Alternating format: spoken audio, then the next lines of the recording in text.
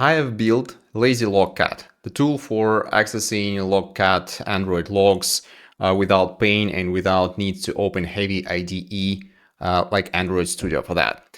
I generally build it for myself, but decided to share with all of you about how to use this and what you can do with this.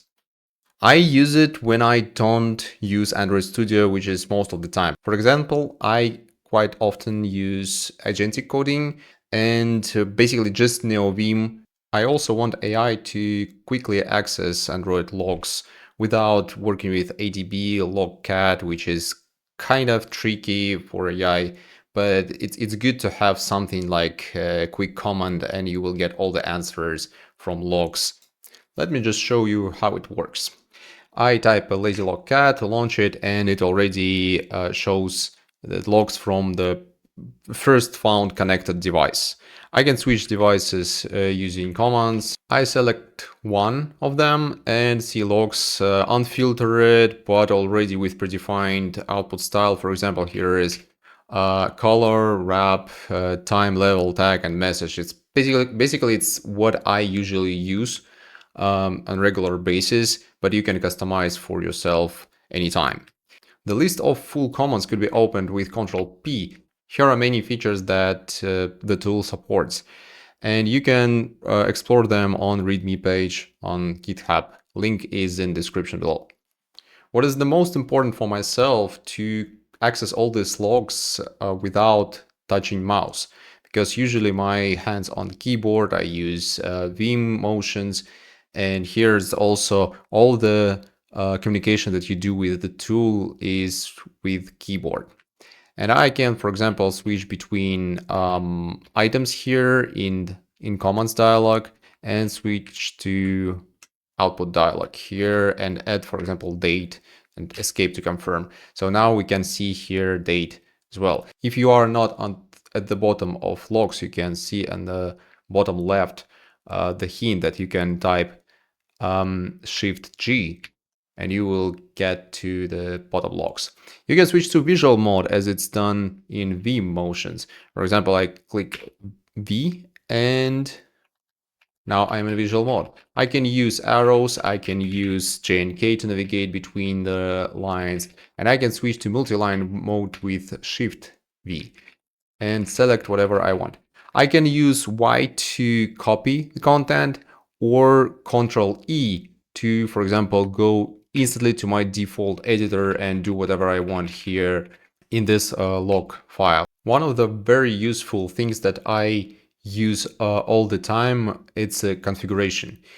You can, for example, configure whatever you want here, like package, tag, for example, let me put here example app package. It's example app that I have installed on my devices and they are connected to my PC right now. And I want, for example, to open Lazylogcat from my project folder and instantly have this configuration already set. So for example, package already predefined there. I can create such configuration easily following the JSON scheme.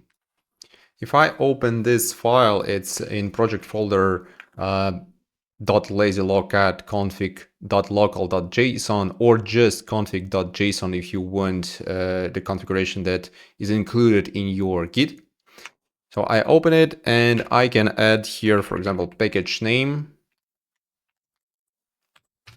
example app, save it. And then when I switch back to the logcat, I can see that all the configuration is predefined. For this example, is just package name. You can set your configuration for projects, for user level, for Git and Git ignored versions, all this supported in the tool. You also can override most of the flags using CLI arguments. You can explore functionality using lazylogcat -help. Here are many commands and there are subcommands as well and configurations. What I want to show you specifically here is how to set up this tool to work with AI agents. There is a command lazylogcat skill install agent, for example, cursor, And I want to install this skill for user level. And here is the path where this skill is installed. This command supports many, like most popular agents, and you can install skill for any of them. If you are not sure that your coding agent is supported here, you can use this command and you will see the list of supported agents. This was just a small part of what this tool supports right now. And I just started. I will add more and more things that I like to use when I work on Android projects.